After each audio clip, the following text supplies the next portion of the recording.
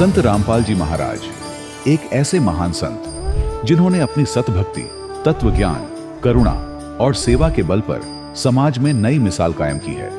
संत रामपाल जी महाराज की अगुवाई में उनके सभी सतलोक आश्रमों से समाज कल्याण के अद्भुत कार्यों ने समाज को सुनहरे भविष्य की एक नई उम्मीद दिखाई है।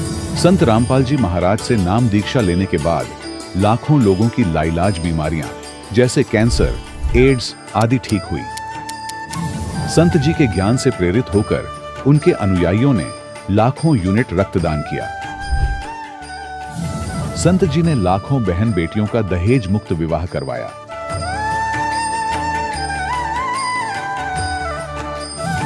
संत जी ने लाखों लोगों का नशा छुड़वाया, करोड़ों उजड़े परिवार बसे। संत जी के आश्रमों में समागम के दौरान निःशुल्क नेत्र चिकित्सा, दंत चिकित्सा प्रदान की जाती है। संत रामपाल जी महाराज द्वारा समय समय पर पर्यावरण संरक्षण के उद्देश्य से बड़े स्तर पर वृक्षारोपण किया जाता है। संत जी ने जरूरतमंदों को तत्काल राहत पहुंचाने के लिए एम्बुलेंस सेवा शुरू की। संत जी अपने अनुयायियों को देहदान के लिए प्रेरित करते हैं, जिससे मानवता की सेवा और चिकित्सा क्षेत्र में सुधार हो सके। संत रामपाल जी महाराज के सभी आश्रमों में हर रोज निःशुल्क भंडारा आयोजित किया जाता है, जहां हर वर्ग, हर जाति और हर धर्म के लोग एक साथ बैठकर भोजन करते हैं।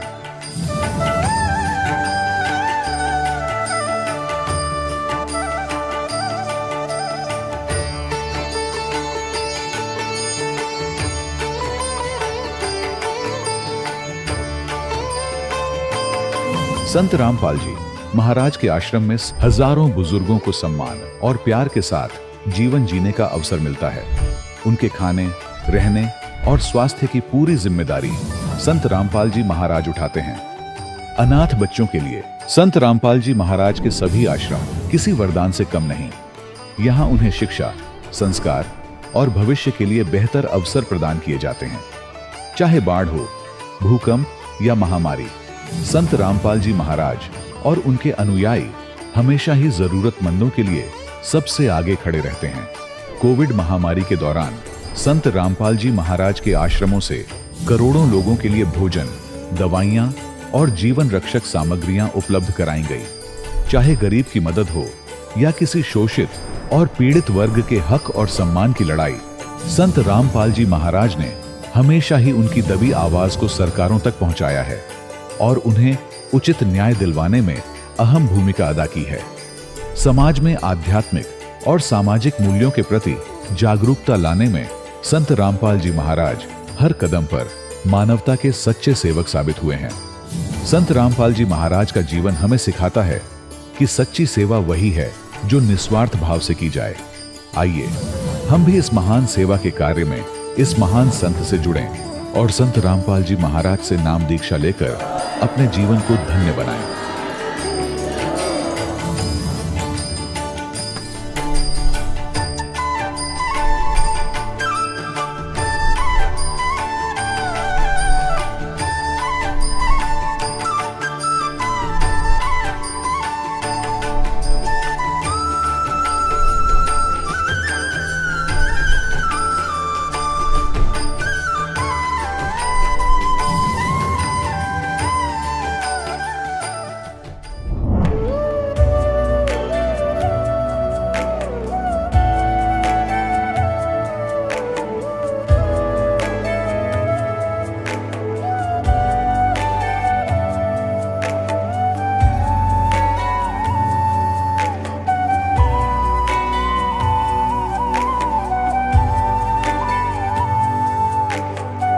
पूर्ण परमात्मा पाप कर्म दंड को भी काट सकता है। अभी तक जिस भी संत व महापुरुष से मिले, उन्होंने यही बताया कि पाप कर्म फल भोगने से ही समाप्त होगा। वो प्रभु कौन है जो पाप कर्म को काट देता है, वो काल के बंधन से छुड़वा देता है। उसका क्या नाम है, पूजा की विधि क्या है? कृपया अवश्य सुनिए जगत गुरु तत्वदर्शी संत रामपाल जी महाराज के अमृत वचन। सत साहिब दर्शकों, क्या कभी आपने उस दर्द को महसूस किया है जब जीवन में सब कुछ होते हुए भी कुछ अधूरा सा लगता है, जब हर मंदिर, हर दरगाह, हर आश्रम के चक्कर लगाकर भी मन को शांति ना मिले, हर प्रार्थना एक खाली गूंज बन जाए। दर्शकों, ऐसी ही कहानी थी हरियाणा के रहने वाले भजन लाल जी की। 3 बेटियों के पिता होने के बाद भी भजन लाल जी को एक बेटे की ललक थी। ये हर रोज दुखी होकर शराब और मांस जैसे विकारों में डूबे रहते थे। ये विकारों को छोड़ना चाहते थे, लेकिन छोड़ने में असमर्थ थे। भजन लाल परमात्मा से गुहार लगाते थे, लेकिन इनकी प्रार्थनाएं अनसुनी हो जाती थीं। लेकिन दर्शकों, आज भजन लाल जी का कहना है कि जब से मैंने संत रामपाल जी महाराज की शरण ग्रहण की है, तब से मेरी जिंदगी पूरी तरह से बदल गई है। संत रामपाल जी महाराज द्वारा दी गई आदि सनातनी भक्ति से आज मैं पूरी तरह से सुखी जीवन जी रहा हूं। दर्शकों, आखिर भजन लाल जी ऐसा क्यों कह रहे हैं? आखिर संत रामपाल जी महाराज अपने भक्तों को कौन सी भक्ति विधि बता रहे हैं, जिससे उन्हें इतने अद्वितीय लाभ मिल रहे हैं? आइए जानते हैं इसके पीछे की सच्चाई क्या है। सुनते हैं भजन लाल जी की कहानी उन्हीं की जुबानी। सर नमस्कार। सत साहिब जी। क्या शुभ नाम है सर आपका? भजन लाल दास है जी मेरा नाम। भजन लाल जी कहाँ से आए आप? मैं गांव अनंतपुर फरीदाबाद से आया हूं जी। सर संत रामपाल जी महाराज से कब जुड़े आप? मैं संत रामपाल जी महाराज से 23 जनवरी 2011 को जुड़ा हूं जी। सर संत रामपाल जी महाराज की शरण में आने से पहले आप क्या भक्ति साधनाएं करते थे? सर हम सभी देवी देवताओं की भक्ति करते थे। देवी दुर्गा जी की भक्ति करते थे और भोले जी की भक्ति करते थे। हरिद्वार भी जाते थे और सभी देवी देवताओं के आश्रमों में जाते थे, मंदिरों में जाते थे और सभी की भक्ति करते थे। सर आप संत रामपाल जी महाराज की शरण में कैसे आए? सर मैं संत रामपाल जी की शरण में ऐसे आया था कि एक भगत था, राजेंद्र नाम था उनका, और उन्होंने मेरे घर पे आके मेरे को बताया भाई ऐसे ऐसे बात है, संत रामपाल जी महाराज आए हुए हैं, पूर्ण परमात्मा, आप उनकी भक्ति करो और आपके शारीरिक विकार सारे सब समाप्त हो जाएंगे और सुख शांति मिलेगी। तो मैंने जाके 23 जनवरी 2011 में जाके और संत रामपाल जी से नाम ले लिया, नाम उपदेश ले लिया। सर संत रामपाल जी महाराज की शरण में जाने के बाद आपको क्या लाभ मिले? संत रामपाल जी की महाराज की शरण में जाने से पहले सबसे पहले मुझे ये लाभ हुआ कि मेरे शारीरिक जितने भी विकार थे सब छूट गए। मैं एक सच्चा इंसान बन गया और परमात्मा की इतनी कृपा हुई कि मैं बिल्कुल एकदम स्वास्थ्य और परिवार में का सुख शांति में आ गया। और संत रामपाल जी की शरण में जाने से मैं बहुत दुखी था। मेरा कोई बेटा नहीं था और 3 पुत्रियां थी और 38 साल के बाद मैंने बहुत परमात्मा से मन ही मन में अरदास लगाई। मैं काफ़ी देवी देवताओं के पास गया था, वहाँ पर काफ़ी अरदास लगाई थी, कहीं कोई लाभ नहीं मिला था। तो जब मैं संत रामपाल जी की महाराज की शरण में गया था तो मैंने अरदास लगाई, हे परमात्मा, मेरे को बहुत लालसा थी कि मेरा एक बेटा हो।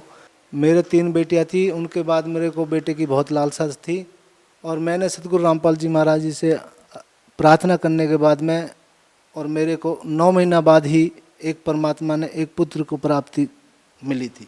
सर संत रामपाल जी महाराज के बारे में ऐसा भी कहा जाता है कि वो सभी धर्मगुरुओं की निंदा करते हैं। सर वास्तविकता क्या है? सतगुरु रामपाल जी महाराज निंदा नहीं करते, वो तो सच्चाई बताते हैं सबकी और वो बिल्कुल सच बताते हैं। सत्य कोई बुराई नहीं होती, कोई निंदा नहीं होती, सत्य बोलना सबको अधिकार होता है सत्य बोलने का, कोई ऐसी बात नहीं है। सतगुरु रामपाल जी महाराज एक एक किताब खोल खोल कर सभी की बता रहे हैं कि भाई ये इसके बारे में ये लिखा है, इसके बारे में लिखा है, और सतगुरु रामपाल जी निंदा नहीं करते, वो बिल्कुल सच्चाई बता रहे हैं कि भाई तुम समझ जाओ, अब भी वक्त है। सर हिंदुस्तान में बहुत सारे धर्मगुरु हैं, उन सभी को छोड़कर आप संत रामपाल जी महाराज की ही शरण में क्यों गए? संत रामपाल जी की महाराज की शरण में जाने से पहले जब मैं गया तो जी मैं बहुत विकार करता था, दारू पीता था, मांस खाता था। तो मैंने और धर्मगुरुओं के भी वहाँ पे गया था तो वहाँ पे भी जा के मैंने अरदास लगाई, मेरी दारू मीट नहीं छूटी। तो मैंने जैसे ही मैं संत रामपाल जी महाराज की शरण में गया तो मेरे दारू मीट छूट गए, छुमंतर हो गए। तो मैंने सोच लिया कि भाई यही पूर्ण परमात्मा है, यही भगवान है और ये धरती पर आए हुए हैं। क्योंकि सतगुरु रामपाल जी शरण में जाने से जब अगर हमारी दारू मीट छुमंतर हो सकती है तो वो क्या नहीं कर सकते, ये तो कुछ भी नहीं है, जो मांगोगे वही देते हैं परमात्मा। सर भगत समाज को क्या संदेश देना चाहेंगे? भगत समाज को मैं यही संदेश देना चाहूँगा जी, भाई देखो जी, मेरे विकार छूट गए तो सब तुम्हारे भी विकार छूट जाएंगे। तुम एक बार शरण में आके तो देखो, परमात्मा की, सतगुरु रामपाल जी की शरण में आके देखो।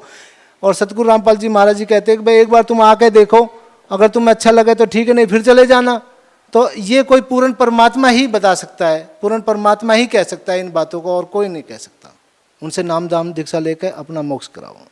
सर बहुत बहुत धन्यवाद आपका। सत साहिब जी। दर्शकों, अभी आपने सुने संत रामपाल जी महाराज से दीक्षा प्राप्त करके सुखी हुए भक्त के अनुभव। अब देखिए जगत गुरु तत्वदर्शी संत रामपाल जी महाराज के मंगल प्रवचन। पुण्यात्मा, लेकिन उस मालिक की लीला ने ये काल क्या जान सकता है। यदि उस समय परमात्मा ब्राह्मण वर्ग में वर्ण में होते और शिक्षा ग्रहण कर लेते और वो ये बातें बताते तो फिर भी किसी ने नहीं मानना था। लेकिन आज ये ना यकीन होता, विश्वास होता है कि कबीर इज गॉड, तो ये कहने वाले मिल जाते कि ये ब्राह्मण था, इसने संस्कृत पढ़ ली और समझ में आ गई थी, इसने जान लिया होगा उसमें। ये एक न्यारी कृपा करके कह दाता कि आज हम उनके सामर्थ्य से ये पहचान जाएंगे कि कबीर परमात्मा है, क्योंकि उनको संस्कृत का ज्ञान नहीं था, लेकिन सब ग्रंथों का ज्ञान था और अपने सिंपल लैंग्वेज में उसको बोलकर सच्चिदानंद घन ब्रह्म की वाणी, कबीर वाणी में लिपिबद्ध करवा गए थे, जो आज हमारे सामने प्रमाणित है। तो पुण्यात्माओं, सबसे पहले आज के सत्संग में आपको थोड़ा सा ये सिद्ध करते हैं कि परमात्मा साकार है या निराकार। उसके बाद फिर आपको बताएंगे कि मोक्ष होगा कैसे। हमें परमात्मा का भी पता लग गया कि कबीर इज गॉड, और ये भी पता लग गया सदग्रंथों में कि परमात्मा साकार है, मनुसदृश्य है। लेकिन वो मिले कैसे, उसकी प्राप्ति कैसे हो, उस लोक में कैसे जाया जा सके जहां जाने के बाद साधक फिर जन्म मृत्यु में कभी नहीं आता, वह परम शांति को प्राप्त होता है। आज का सत्संग ये दो टॉपिक आपको दिखाएंगे, सुनाएंगे, प्रमाण देंगे। पुण्यात्मा, देखो परमात्मा की रजा आपके ऊपर कैसी है। थोड़ी सी गर्मी होती है, परमात्मा बच्चा अपनी प्यारी आत्माओं के अमृत बरसा देते हैं, ठंड सी कर देते हैं कि ताकि ये बच्चे परमात्मा की मेरी महिमा को सुन ले। यदि अच्छी ठंड कर दी तो तुम सारे लटके लेने लग जाओगे, न पड़े बैठे बैठे सोओगे। तो जितनी आवश्यकता है उतना ही अपने बच्चों को डोज देंगे। और पुण्यात्माओं, यदि जिसमें पूरा विश्व इस सत भक्ति को स्वीकार करके और अपने अपने घरों में ये पांचों यज्ञ किया करेगा, फिर देखना सतयुग में ऐसा होता था, इतने पुण्यकर्मी प्राणी होते थे, यदि कोई 10 व्यक्ति बैठकर और चर्चा कर देते थे कि भगवान वर्षा नहीं हुई, आपके बच्चे दुखी हो गए, उसी समय परमात्मा वर्षा कर देते थे। यानी कोई अभाव सतयुग में नहीं होता था। पिता से पहले पुत्र नहीं मरता था, स्त्री विधवा नहीं होती थी। अब पुण्यात्माओं, जब हमारे कर्म सुधर जाएंगे और जो हम कर्म कर रहे हैं सत भक्ति ये पूरा विश्व करेगा, तो सब वही सतयुग जैसा ही एक बार फिर से वातावरण होगा। ये तो भगवान ने बोल ही रखा है, तो होगा ही होगा, इसलिए तो रोक के नहीं सकता। तो ये तरीका अब स्टार्ट हो गया, इसकी प्रारंभ हो गया है अब सतयुग आने का। इस ज्ञान से बात बनेगी। हाहाकार मची हुई है, भाई बहन का प्यार रहा ना माया माया दिखे हैं, सारा दिन दौड़ दौड़ में जीवन जाता है। 2 लड़कियां विवाह योग्य होगी, माता पिता की नींद हराम हो जाती है और उधर से रिश्तेदारों तक परेशानियां पैदा हो जाती है। तो एक ऐसा सिस्टम बनाया जाएगा, ये पुरानी परंपराओं को सेट किया जाएगा। ये हमारी भक्ति बाधक है। और ये तो एक जिनको ज्ञान नहीं वो करते हैं ये डीजे पीजे। बता, परमात्मा कहते हैं कि झूठे सुख को सुख है, यू मान रहा मनमोद, यो सकल से बिना काल का, कुछ मुख में कुछ गोद। अब जैसे एक लड़के का विवाह था, सारा परिवार डीजे का आगे नाचर बेगन तार रखा है। अगले दिन वो बारात जा रही थी, जिस गाड़ी में दुल्हा था 7-8 उसके साथी थे, एक टैंकर के टकरा के मृत्यु को प्राप्त हो गए। 7-8 आदमी थे उस कार में, सारे मर गए अगले दिन। फिर समाचार पत्रों में उनके चित्र थे, उनकी बहनों के और माता पिता के रोते हुए उनके बाल पाड़ रहे थे, टक्कर मार रहे थे। अब बजा ले डीजे। नानक साहिब जी को कहा करते लोग कि आप कभी खुशी नजर नहीं आते, मायूस से रहते हो। तो वो कहा करते ना जाने काल की कर डारे, किस विध ढल जा पासावे, और जिनाते शरते मौत खुड़कती उनानू केड़ा हंसावे। या ना जाने कब के बिजली गिर जा, अरिया डांस से नाचे। ये तो शराब नशे में कर सकता है आदमी ऐसे काम, होश हवास में ये गलती नहीं कर सकता। विशेषकर भगत तो कर ही नहीं सकता, और भगत होकर ऐसा करता फिर उसका भक्ति का कोई रंग चढ़ा नहीं, वो तो संसार के ही रंग में रंगा हुआ। तो नानक साहिब जी से फिर पूछा करते थे, हे भगवान क्या आप कभी प्रसन्न नहीं होते, आप कभी खुशी नहीं मनाते। आदरणीय नानक साहिब जी कहा करते कि साध मिले साढ़े साधी होंदी, विछड़ जा दिलगिरी वे, अख दे नानक सुनो जहाना, मुश्किल हाल फकीरी वे। कि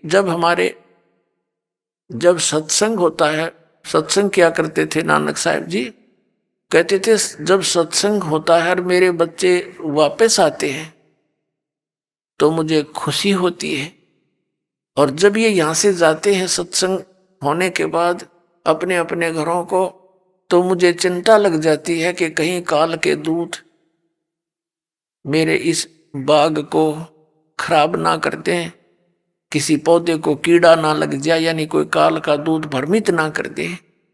क्योंकि नानक साहिब जी के विरोधी बहुत थे, पूरा हिंदू समाज विरोधी था, सब ब्राह्मण विरोधी हो गए कि तो ब्रह्मा विष्णु महेश को कुछ नहीं समझता, इनसे ऊपर भगवान बताता है। तो कहते थे कि जब ये मेरे बच्चे वापस आ जाते हैं साधु संगत, तो मेरी खुशी का ठिकाना नहीं रहता कि ये बचे हुए हैं काल के दूतों से। तो कहते थे साध मिले साड़ी शादी होंदी, ये भक्त आते हैं, सत्संग होता है, वो हमारी शादी है, विवाह है, वो खुशी है। साध मिले साढ़े शादी होंदी, विछड़ जा दिलगिरी वे, अख दे नानक सुनो जहाना, या मुश्किल हाल फकीरी वे। फकीरी माने भक्ति, मुश्किल हाल फकीरी वे, कि ये भक्ति इतनी कठिन बना दी इन लोगों ने, क्योंकि हमारी मर्यादा जो है वो समाज से मेल नहीं खाती, और समाज से मेल ना खाने से अन्य समाज के लोग हमारे भक्तों के साथ एक विशेष वो वाद विवाद करते हैं, और कुछ कमजोर व्यक्ति के भक्त समाज लोक लाज में आके और मर्यादा तोड़ देते हैं। मर्यादा टूट जाने के बाद फिर परमात्मा साथ नहीं देता। तो पुण्यात्माओं, हमने इन सब व्यवस्थाओं को सेट करना है।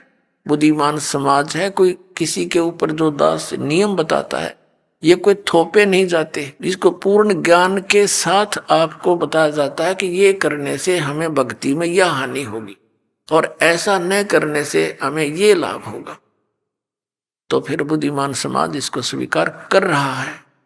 छोटे छोटे बच्चे भी आते हैं, कहते हैं जी मेरे पापा ने मेरे से बीड़ी मंगा ली, बंडल मंगा लिया, बहुत रोते हैं, मेरा नाम टूट गया। पापा तो बीड़ी पीवे और पुत्र माँ के साथ आकर ऐसी अच्छी शिक्षा ग्रहण करता है, तो उस पापा को भी समझना पड़ेगा एक दिन, और वो छोड़नी पड़ेंगी सारी बुराई। एक कह रहा था व्यक्ति ने, बोला मेरे को तो इस मेरे पुत्र ने लाइन पर लाया, जब मैं बीड़ी पीऊं ये उठ कर चला जा, और मुझे इसमें प्रेम गणा, और बीड़ी नो के पापा ये अच्छी चीज नहीं, इसको छोड़ दे। तो आखिर में मनवा छोड़नी पड़ी। एक भक्त कह रहा था जी मैंने अपने लड़के से बीड़ी मंगा ली बंडल दुकान से, लेकिन वो डर के मारे चला तो गया। दुकानदार से बोला अगले एक थैली लेगा साथ में या पॉलीथीन की, ने बोला इसमें डाल दे। मैं ना हाथ लाऊं इसके। और नो लटका के ले आया। नो बोला ले पापा पकड़ तेरी बंडल। वो कहने लगा क्यों ऐसे क्यों लाया तू? अगर मेरा नाम टूट गया, 5-6 वर्ष का लड़का था, मेरा नाम खंडित हो जाएगा, जा हाथ लग गया इसके। तो क्या वो बुद्धिमान व्यक्ति था, वो भी कहने लगा उस दिन मेरे एकदम जैसे घड़ों पानी पड़ जाया करे। अरे यू बालक तो इतनी समझ रखता है कि इतनी बुरी चीज हाथ लाने में पाप इसके, और मैं पी रहा हूं। ने बोला मैंने उससे दिन तोड़ दी वह सारी बीड़ी, उसके बाद छुआ नहीं और नाम ले लिया आके। तो पुण्यात्मा ऐसे सुधार हो गए।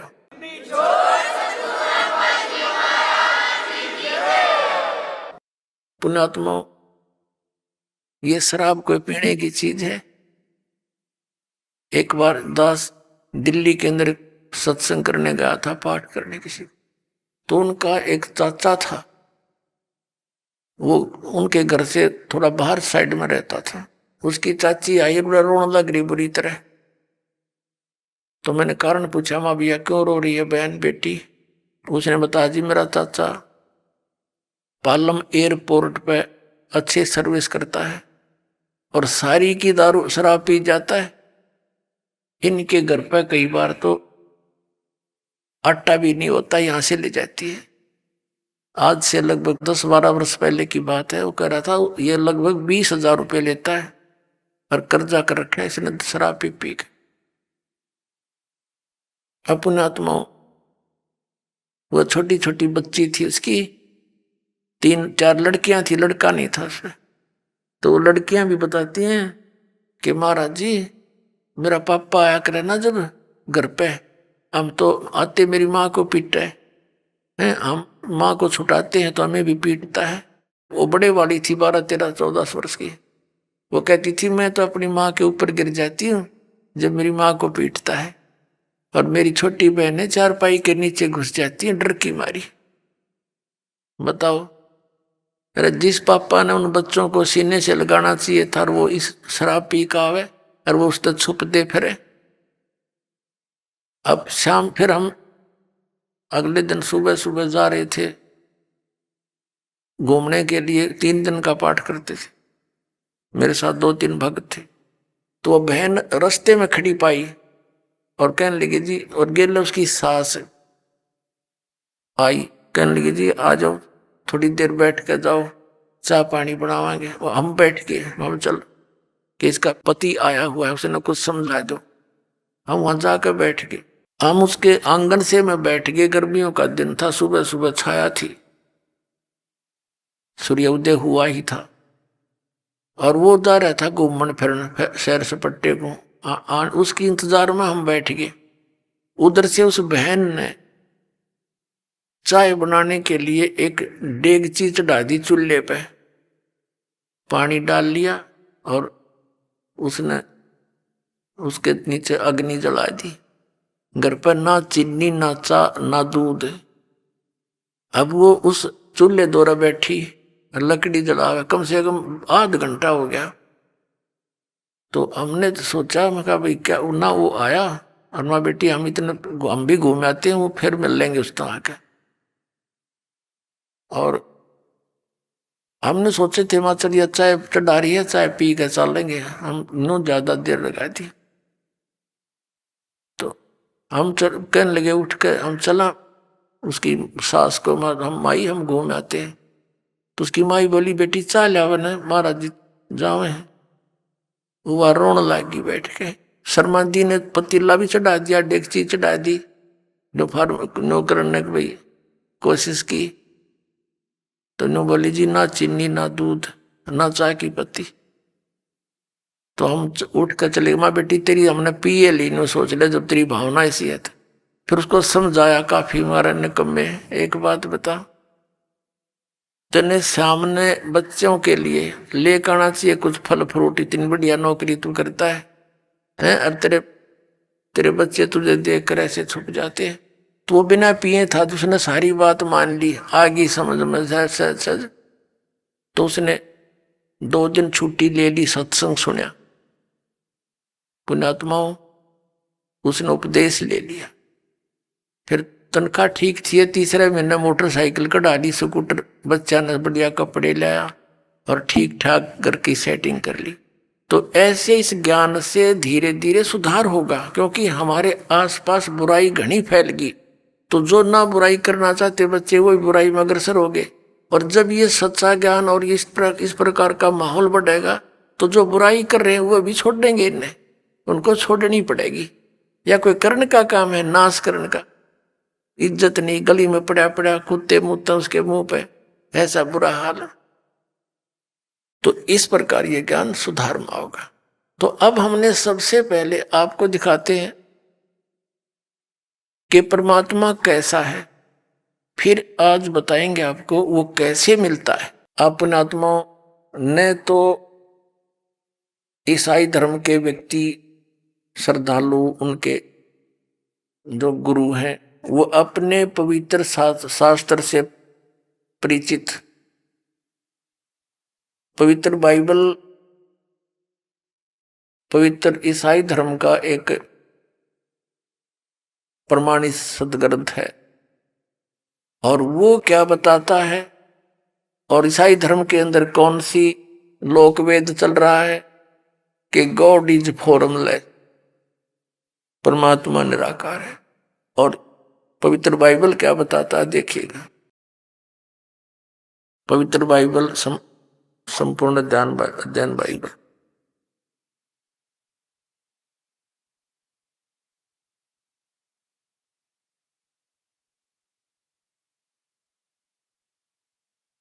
ये है संपूर्ण बाइबल। इसके प्रबंधक संपादक हैं डेविड स्टुअर्ट, अंग्रेजी में प्रधान संपादक Donald C Stamms M division DV, संयुक्त संपादक जे वेस्ले आदम पीएचडी, संपादक ये सारे इनके फुल लाइफ स्टडी बाइबल। अब इसकी कति स्टार्ट में बिल्कुल उत्पत्ति के अंदर ये देखिएगा, ये सृष्टि की यहां से शुरू होती है। इसके यहां से 4 पृष्ठ से जेनेसिस यानी सृष्टि, उत्पत्ति, आरंभ। आदि में परमेश्वर ने आकाश और पृथ्वी की सृष्टि की। पृथ्वी बेडौल और सुनसान पड़ी थी, गहरे जल के ऊपर अंधियारा था। परमात्मा का आत्मा जल के ऊपर मंडराता था। जब परमेश्वर ने कहा कि उजियाला हो तो उजियाला हो गया, और परमेश्वर ने उजाले को देखा अच्छा है, और परमेश्वर ने उजियाले को अंधेरे से अलग किया। और परमेश्वर ने उजियाले को दिन और अंधियारे को रात कहा। सांझ हुई, भोर हुआ, इस प्रकार ये पहला दिन हुआ। तो ऐसे फिर ये दूसरा दिन हुआ और कुछ रचना की, फिर तीसरा दिन हुआ, ऐसे कुछ, अब चौथा दिन। यहां फिर सांझ हुई, भोर हुआ, चौथा दिन हुआ। अब हम यहां आ जाते 5वें दिन पर। भोर हुई, ये प्रश्न नंबर 5 पे यहां लिखा है कि भोर हुई, सांझ हुई, भोर हुआ, और इस प्रकार ये 5वां दिन। अब हम 6वां दिन पढ़ाएंगे। फिर परमेश्वर ने कहा, हम मनुष्य को अपने स्वरूप के अनुसार अपनी समानता में बनाएं। वे समुद्र की मछलियों और आकाश के पक्षियों और घरेलू पशुओं और सारी पृथ्वी पर और सब रेंगने वाले जंतुओं पर जो पृथ्वी पर रेंगते अधिकार रखे। तब परमेश्वर ने मनुष्य को अपने स्वरूप अनुसार उत्पन्न किया। अपने ही स्वरूप के अनुसार परमेश्वर ने उसको उत्पन्न किया, नर और नारी करके उसने मनुष्य की सृष्टि की। अपने आत्माओं, परमात्मा ने मनुष्य को अपने जैसा बनाया और नर नारी करके उनकी उत्पत्ति की। तो भगवान कैसा? नर आकार होया सिद्ध। हरि ने पूछ ले परमात्मा कैसा है? God is formless. एक तंत्र कथा बना रखी। अब परमात्मा कहा करते, मोती मुक्ता दर्शत नाई, ये जग है सब अंदरे। दिखत के तो नैन चसम इनका फेरा मोतिया बंदरे। ये दिखत थे विद्वान और इनका फिर रहा था मोतिया बिंद अज्ञान का। अब आगे देखना एक और कंसेप्ट क्लियर करके है इस पवित्र बाइबल में कि परमात्मा का आदेश किसी भी व्यक्ति को मांस खाने का नहीं है। देख क्लियर होगा। अब यहाँ 5वां अध्याय 5वां पृष्ठ पढ़ रहे हैं हम, प्रथम अध्याय का, और 26वां श्लोक हमने पढ़ लिया। 26 में फिर परमेश्वर ने कहा हम मनुष्य को अपने स्वरूप के अनुसार अपनी समानता में बनाए। तब परमेश्वर ने मनुष्य को अपने स्वरूप के अनुसार उत्पन्न किया। अपने स्वरूप के अनुसार परमेश्वर ने उसको उत्पन्न किया, नर और नारी करके उसकी सृष्टि की। अब आगे देखो, परमेश्वर ने उनसे कहा सुनो, जितने बीज वाले छोटे छोटे पेड़ सारी पृथ्वी के ऊपर हैं और जितने वृक्षों में बीज वाले फल हैं वे सब मैंने तुमको दिए हैं, वे तुम्हारे भोजन के लिए। छोटे छोटे पेड़, बीज वाले पेड़ कौन से हैं? ये बाजरा, ज्वार, मकई हैं, गेहूं, चने, और बाकी ये फल फ्रूट पेड़ पौधे। कहते केवल ये खाने का आदेश है, मांस खाने का नहीं तुम्हारे को। अब आगे देखो, ये तुम्हारे भोजन के लिए है। और जितने पृथ्वी के पशु और आकाश के पक्षी और पृथ्वी पर रेंगने वाले जंतु हैं जिनमें जीवन का प्राण है, उन सब के खाने के लिए मैंने सब हरे हरे छोटे पेड़ दिए हैं। और वैसा ही हो गया। तब परमेश्वर ने जो कुछ बनाया था सब, अब देखो इन किसी को भी मांस खाने का नहीं है अधिकार, पशु पक्षियों को भी। तब परमेश्वर ने जो कुछ भी बनाया था देखा, सबको देखा तो क्या देखा? बहुत अच्छा है। सांझ हुई, भोर हुई, फिर यूं इस प्रकार 6वां दिन हो गया। तो इस प्रकार यूं आकाश और पृथ्वी और उसकी सारी सेना का बनाना समाप्त हुआ। फिर परमेश्वर ने अपना काम जिसे वह करता था 7वें दिन समाप्त किया और उसने अपने किए हुए काम से 7वें दिन विश्राम किया। और परमेश्वर ने 7वें दिन को आशीष दी और पवित्र ठहराया, क्योंकि उसमें उसने सृष्टि की रचना करके सारे काम से विश्राम लिया। अपने आत्मा, अब ये जिसने ये सारी सृष्टि रची वो परमात्मा सतपुरुष है। उसने ये सारी सृष्टि रच कर फिर काल को हैंडओवर कर दी इस ज्योत निरंजन के। फिर इसने आगे अपने पुत्रों को के द्वारा इसकी सारी व्यवस्था बनवाई।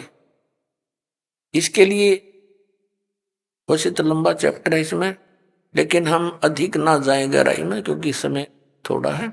तो हमने ये सिद्ध हो गया कि परमात्मा ने एक तो मांस खाने का आदेश नहीं दिया और मनुष्य को अपने जैसा बनाया, तो परमात्मा भी मनुष्य जैसा ही है।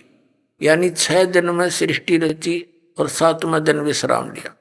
पवित्र बाइबल ने सिद्ध कर दिया कि God is in man form, परमात्मा मनुष्य सदृश है। उसकी स्वरूप की स्थिति तो कबीर परमेश्वर ने अपनी बताई रखी है कि वहां जीव आत्मा जाती है, हंस आत्मा, उसका तो इतना नूर होता है, इतना तेज होता है शरीर का, 16 सूर्य जितना प्रकाश ओनली पूरी बॉडी का। और नर मनुष्य जैसा ही है। और परमात्मा का एक रोमकूप में, एक रोम में समझो, बाल में या रोमकूप समझो, करोड़ सूर्य मिला दे, करोड़ चंद्रमा, इतनी एक रोमकूप की शोभा है परमात्मा की। वो इतने समर्थ है। तो जीव और ब्रह्म एक नहीं हो सकता। जीव तो अलग है, जैसे आत्मा और परमात्मा ये कभी एक कैसे हो सकते? जैसे मनुष्य भी, मनुष्य जो है एक तो एक मजदूर व्यक्ति है, एक राजा है, दोनों ही मनुष्य है, लेकिन उनके समर्थता में बहुत अंतर है। ऐसे ही आत्मा और परमात्मा में भिन्नता है। अब इसके साथ साथ आप किसी मुसलमान धर्म से के किसी श्रद्धालु से पूछिए परमात्मा कैसा है, कहते हैं परमात्मा तो बेचून है। बेचून माने निराकार। और पवित्र कुरान शरीफ हमें क्या संकेत दे रही है? देखिए, ये कुरान शरीफ है, इसके विषय में लिखा है कि यह इस फारसी की यहाँ पर अरबी भाषा का ये हिंदी अनुवाद, यह वह इल्हामी किताब है जिसमें कोई संदेह की गुंजाइश नहीं। यानी इसमें जो लिखा वो हमने पूरा मान्य है, ये मुसलमान भाइयों की तरफ से है। इसमें जो लिखा है इसमें कोई अगर मगर करने की जरूरत नहीं, हमने ये फाइनल है, इसमें सच लिखा है। ठीक, अब ये कहाँ से छपी है? ये इसका अर्थ है शास्त्रीय अरबी पदवी पर नागरी लिपि में। रूपांतरकार हैं नंद कुमार अवस्थी, और ये शेरवानी संस्करण। ये कहाँ से छपा है? ये कुरान शरीफ शेरवानी संस्करण, प्रकाशक हैं लखनऊ किताब घर, मौसम बाग, सीतापुर रोड, लखनऊ। अब हम इसके ये मुद्रक भी यही है, मुद्रक है लखनऊ पब्लिशिंग हाउस, वो ये 37 कैंटोनमेंट रोड, लखनऊ। अब हम इसके सूरत फुरकानी 25 में आप पहुंचते हैं। ये पृष्ठ 604 पर, पृष्ठ 604 पर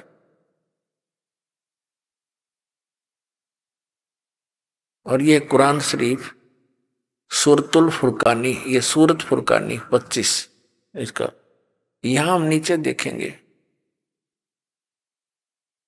ये 51 नंबर 52 नंबर आयत, इसमें लिखा है, ये तो अरबी भाषा को एज इट इज देवनागरी लिपि में लिखा है, जैसे रोमन भाषा में अंग्रेजी में लिखा करें हिंदी को, ये ऐसे लिखा है।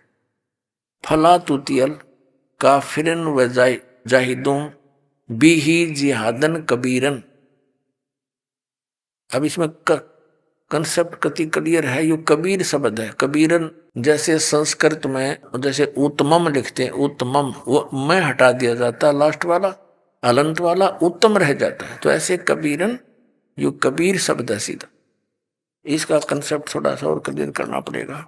ये पवित्र कुरान मजीद है, इसका नाम बदल रखा है, बाकी अक्षर का भी अंतर नहीं है, देखिएगा।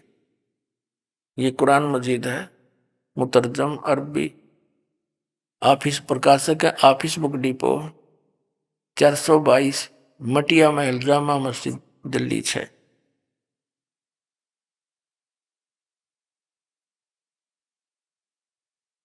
हिंदी मुतरजम माँ और बिन मतन तजुर्मा यानी अनुवाद मौलाना फतेह मोहम्मद खान साहिब जालंधरी, तो सही मौलाना अब्दुल मजीद सरवर साहिब, प्रकाशक Farid book depot private limited, नई दिल्ली, इतने से।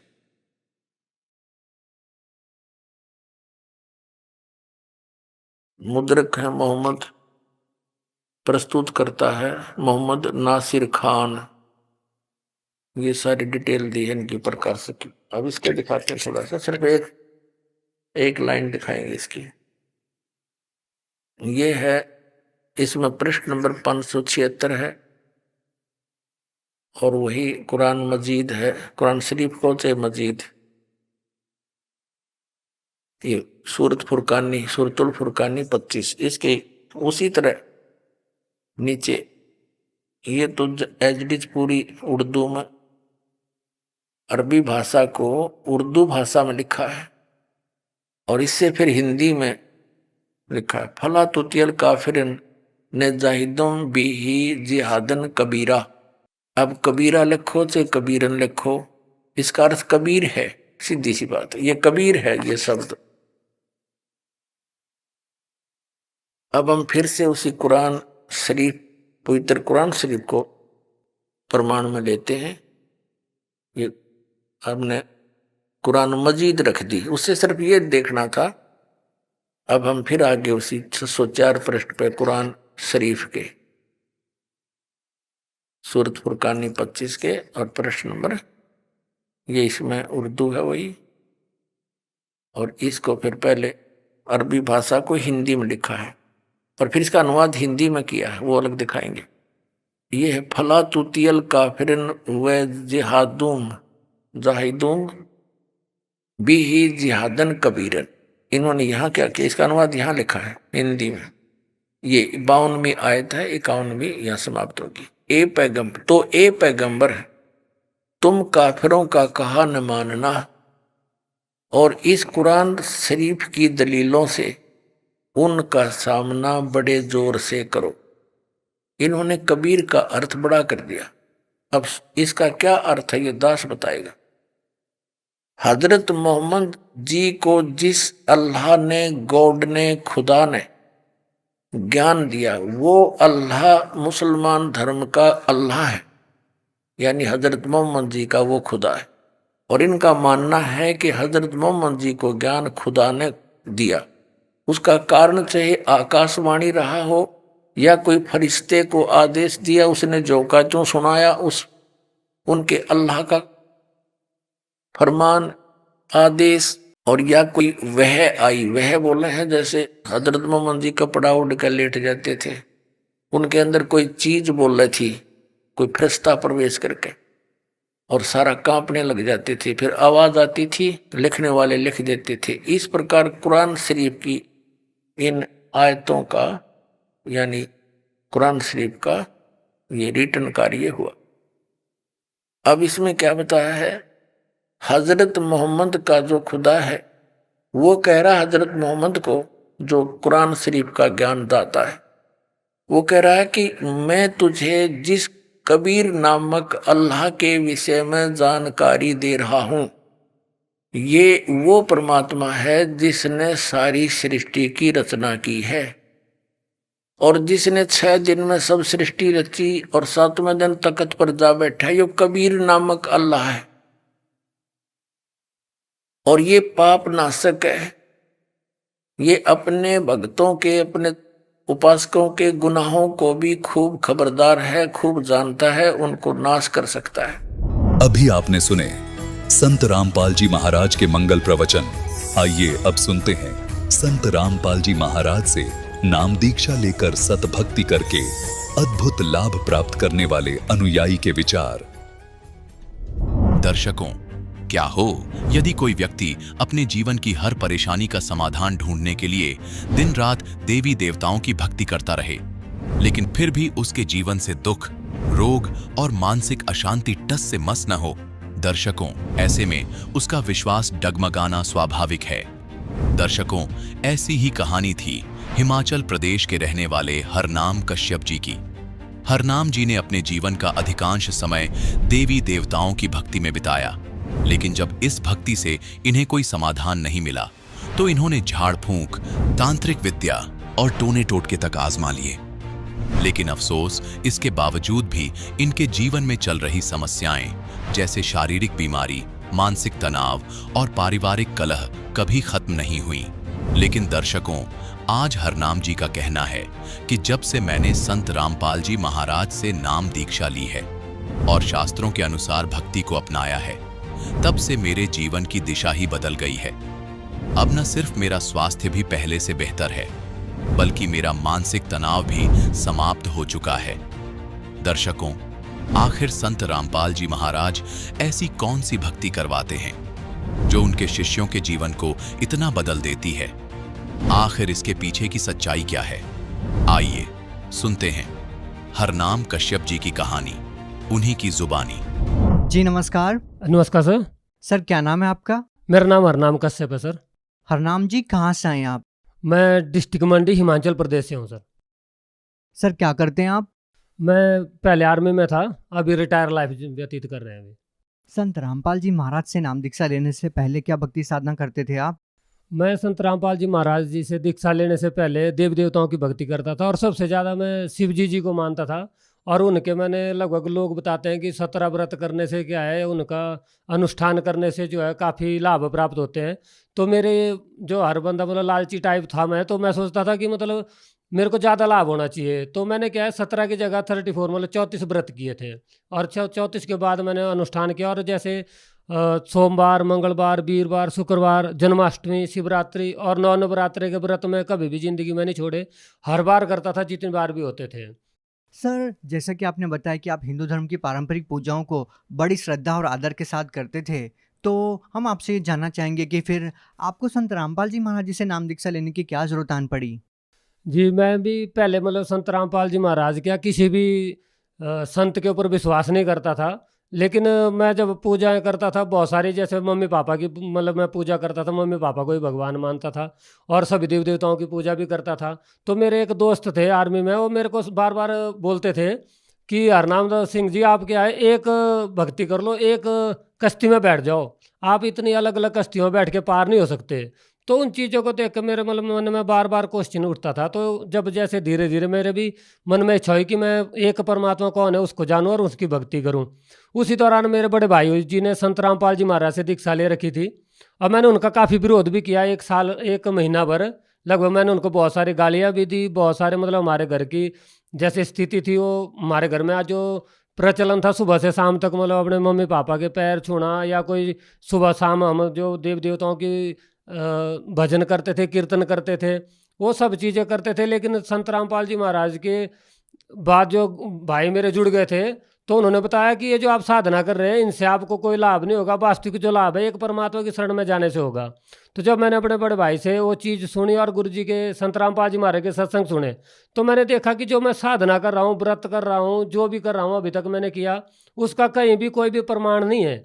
लेकिन संत रामपाल जी महाराज जो भी बता रहे हैं, वो चीज़ प्रमाणित करके बता रहे हैं। हमारी गीता जी में, वेदों में, हर शास्त्र में दिखाते हैं जो आप भक्ति कर रहे हैं, क्यों करनी है, कैसे करनी है, किसकी करनी है।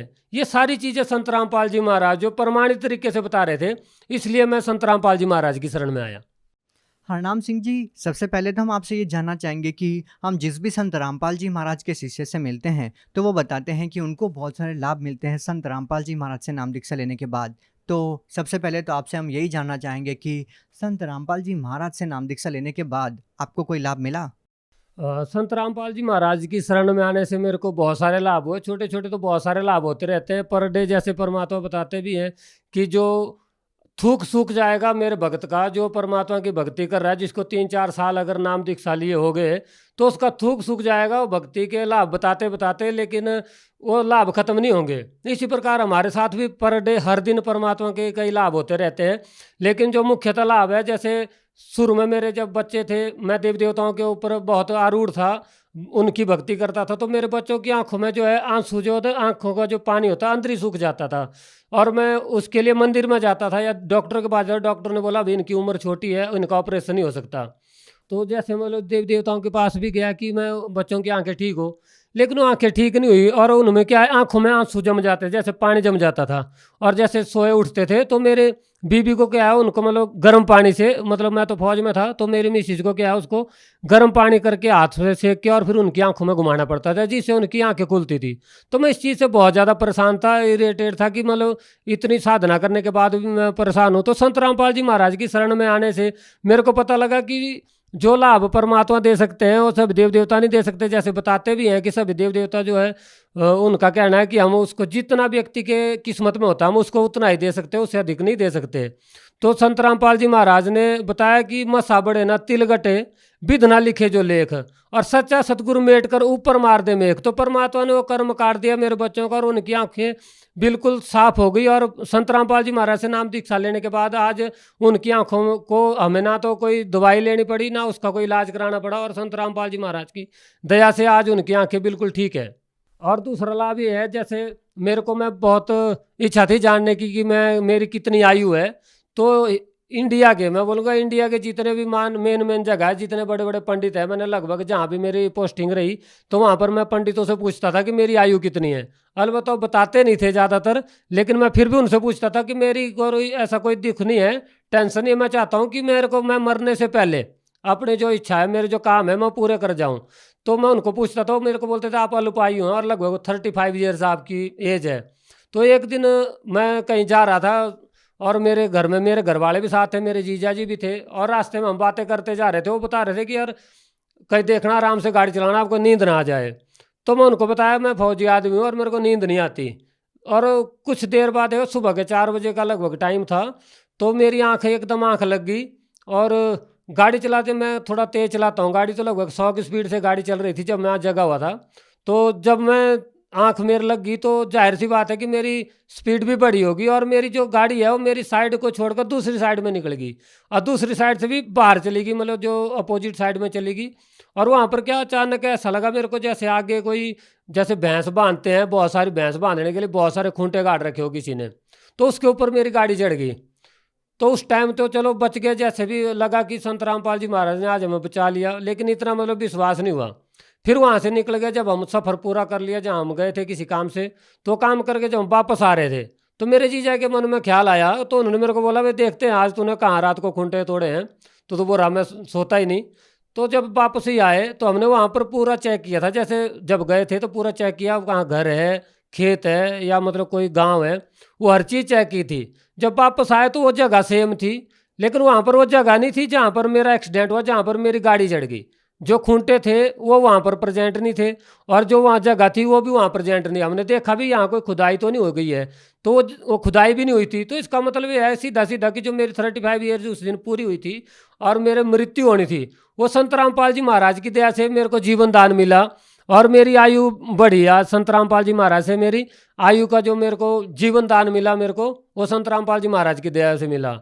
और जैसे एक बार मैं फौज में भी था, तो फौज में एक ऑपरेशन हुआ हमारा, तो उस दौरान क्या हुआ कि मिलिटेंट्स के साथ, जैसे आतंकवादियों के साथ हमारा आमना सामना हो गया।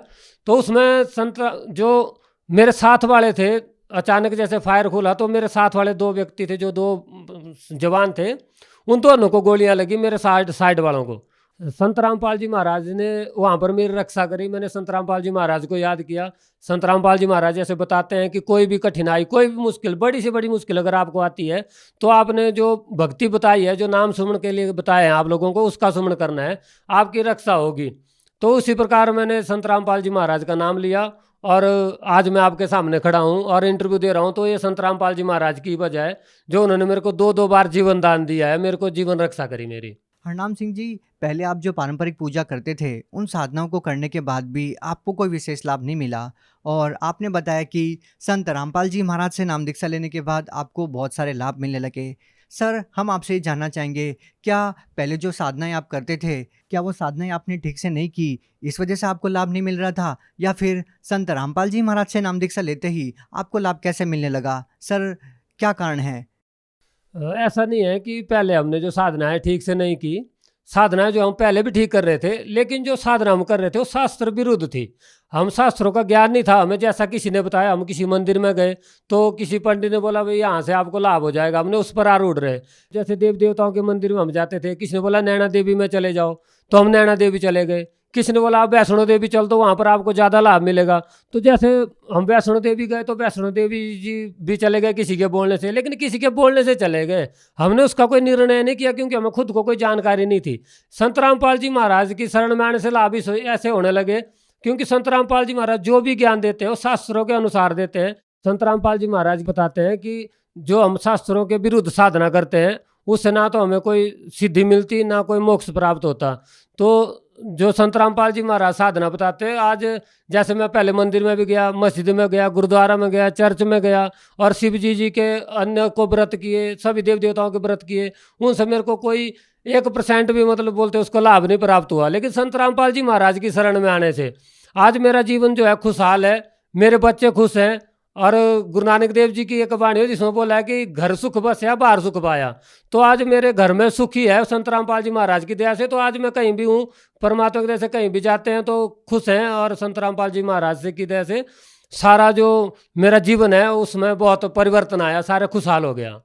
हरनाम सिंह जी, जैसा कि आपने बताया कि संत रामपाल जी महाराज से नाम दीक्षा लेने के बाद आपका जीवन खुशहाल हो गया, आपके जीवन में बहुत सारे बदलाव आए।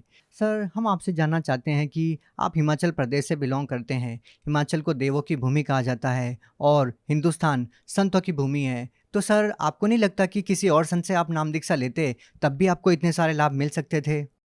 और संतों से अगर मैं नाम दीक्षा लेता तो मेरे को लाभ प्राप्त नहीं होते, क्योंकि पहले भी मैं सभी जो साधना है वो कर ही रहा था। और जैसे जागो पंथ से भी पहले नाम दीक्षा ले रखी थी हमने, तो कोई ऐसा कोई विशेष मंत्र नहीं बताते थे। और मैं शिव जी के व्रत करता था, और जो नवरात्रि के व्रत करता था वो व्रत में ऐसे करता था कि सुबह से शाम तक एक पानी की बूंद भी नहीं पीता था। अभी इससे अच्छी साधना और कौन कर पाएगा कि मतलब जो पानी भी ना पिए, सुबह से शाम तक एक बूंद ना पिए और 9 दिन ना पिए, 9 दिन में सिर्फ एक टाइम खाना खा के और बस जीता रहे। तो इतनी साधना मैं करता रहा, फिर भी मुझे मतलब 1% भी किसी लाभ नहीं हुआ। और मेरे को हमेशा जहाँ भी जाता था ये सुनने को मिलता था कि आप प्रारब्ध कर्म है, आपको पिछले कर्मों से, जो पिछले कर्म आपने किया उसकी वजह से आपको हानि हो रही है।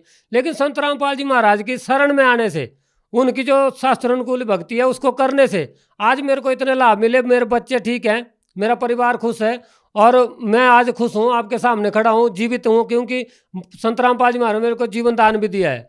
सर, हम बहुत सारे संतों महंतों से मिलते हैं और उनके सत्संग प्रवचनों में सुनते हैं कि प्रारब्ध के कर्म तो भोगने से ही समाप्त होते हैं। वो तो आपके पिछले कर्म होते हैं, किया कर्म तो आपको भोगना ही पड़ता है। तो इन सब चीज़ों के बावजूद आपको संत रामपाल जी महाराज जी इस तरह के लाभ कैसे दे सकते हैं?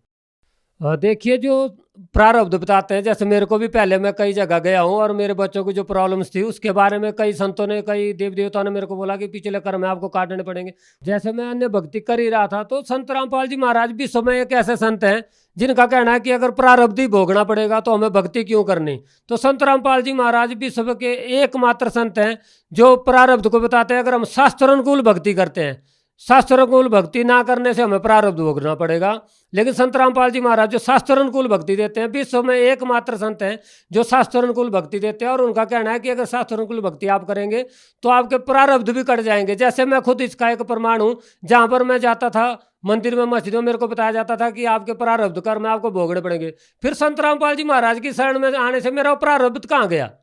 पहले जो मैं साधना कर रहा था वो शास्त्र अनुकूल ना होने की वजह से मेरे को उससे कोई लाभ नहीं प्राप्त हो रहा था, लेकिन संत रामपाल जी महाराज ने जो शास्त्र अनुकूल भक्ति मेरे को बताई उससे मेरे को ये लाभ हुआ। और आज आपके सामने मतलब जो हर चीज में मेरे को प्रारब्ध भी कट गया परमात्मा की दया से। और संत रामपाल जी महाराज जो बताते भी हैं, अपनी वाणियों के द्वारा भी बताते हैं बार बार कि बेटा आपको प्रारब्ध भी कट सकता है और आपका जो मसा बढ़े ना तिल घटे, विद ना लिखे जो लेख, और सच्चा सतगुरु मेट कर ऊपर मार दे मेघ। तो संत रामपाल जी महाराज ने आज हमारे प्रारब्ध कर्मों में वो मेघ मार दी, वो कील लगा दी वहां से उसके और हमें आज जो पिछले पाप थे वो ना भोग कर हमें क्या है, खुशियाँ, आज खुशियाँ ही खुशियाँ हमारे घर में संत रामपाल जी महाराज की दया से होगी, जो अन्य संत नहीं दे सकते थे। सर, आपने बताया कि हिंदू धर्म की पारंपरिक पूजाओं को आपने बड़ी श्रद्धा के साथ किया है और शायद ही आपकी तरह कोई कर पाए। तो आज जो लोग इन्हीं साधनाओं में आरूढ़ है, इन्हीं साधनाओं में लीन हैं, उन लोगों को आप क्या कहना चाहेंगे, क्या संदेश देना चाहेंगे? मैं उनको यही कहना चाहूँगा कि जो पारंपरिक साधना है जो हम कर रहे थे, पहले से करे, जैसे मैं भी कर रहा था, किसी ने मंदिर में बोला जाने के लिए मंदिर में गया, मस्जिद में बोला मस्जिद में गया, और चर्च में बोला चर्च में भी गया, तो आप लोग भी वही साधनाएं करते रहेंगे, पिछली जो आरूढ़ता के ऊपर चलते रहेंगे। लेकिन मैंने जो इतनी साधनाएं की उनसे मेरे को 1% भी लाभ नहीं मिला। तो मैं सबको यही संदेश देना चाहूँगा कि आज समाज जो है पढ़ा लिखा है, किसी को बरगलाया नहीं जा सकता। और जो संत हैं जो बता रहे हैं आज की डेट में, वो उनका ज्ञान देखिए और संत रामपाल जी महाराज के प्रवचन सुनिए, हमारी गीता जी में, वेदों में उनके अनुसार तो बता रहे हैं। और लोग बोलते हैं हिंदू धर्म के, तो संत रामपाल जी महाराज हिंदू धर्म के ग्रंथों को दिखा दिखा के बता रहे हैं कि किस प्रकार की हमें साधना करनी चाहिए, कौन से अध्याय में, कौन से श्लोक में क्या लिखा है, हर चीज़ बता रहे हैं। तो मैं यही चाहूँगा कि जो शास्त्र अनुकूल साधना संत रामपाल जी महाराज बता रहे हैं, आज पढ़ा लिखा समाज है, आप अन्य संतों का जो अनुभव है उसको देखें और संत रामपाल जी महाराज का जो ज्ञान संत रामपाल जी महाराज वेदों में, गीता में दिखा रहे हैं, उनको मैच कीजिए और संत रामपाल जी महाराज के सत्संग देखिए और फिर देखिए किस प्रकार जिंदगी बदल जाती है और किस प्रकार जो हमारे प्रारब्ध के जो कर्म है वो करते हैं और संत रामपाल जी महाराज किस प्रकार लाभ देते हैं। अगर कोई व्यक्ति संत रामपाल जी महाराज से नाम दीक्षा लेना चाहता है तो वो उनसे नाम दीक्षा कैसे ले सकता है? आज संत रामपाल जी महाराज की दया से सभी प्लेटफॉर्म में, चाहे आप फेसबुक है, यूट्यूब है या ट्विटर है, किसी भी प्लेटफॉर्म में आप सोशल मीडिया के माध्यम से आप कहीं भी देख सकते हैं, सत्संग आते हैं, उसमें नीचे संत रामपाल जी महाराज के जो मोबाइल नंबर चलते हैं वहाँ पर आप उनको मोबाइल नंबर में कॉल करके अपने ही ज़िले में, आपको कहीं दूर जाने की ज़रूरत नहीं है, अपने ही ज़िले में नाम दीक्षा प्राप्त कर सकते हैं। जी, बहुत बहुत धन्यवाद। Thank you sir.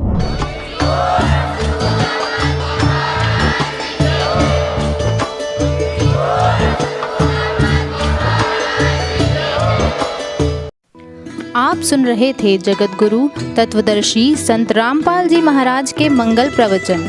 अधिक जानकारी के लिए संपर्क करें।